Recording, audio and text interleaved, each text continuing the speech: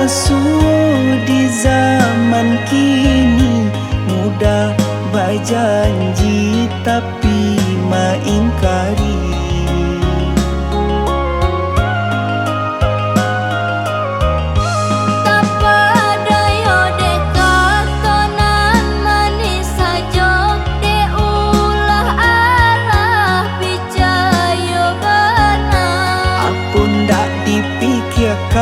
Kata-kata keluar membuat tak percaya salamonyo.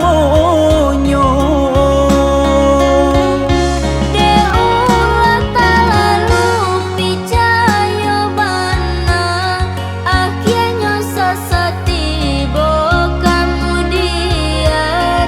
Nan balalu biarkanlah kadi baca antah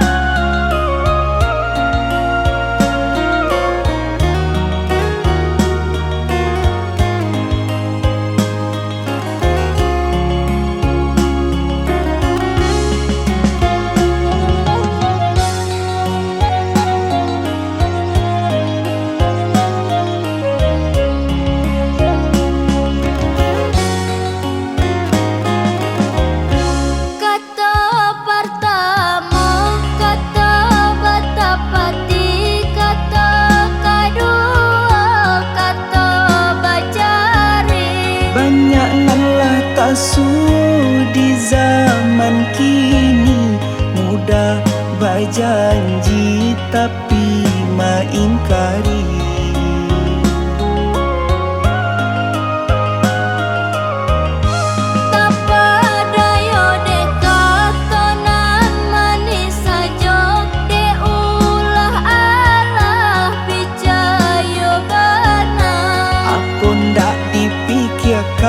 Kata-kata keluar membuat tak percaya salamonyo. Deulah tak lalu percaya benar, akhirnya sesati kemudian. Nan balalu biarkanlah kadi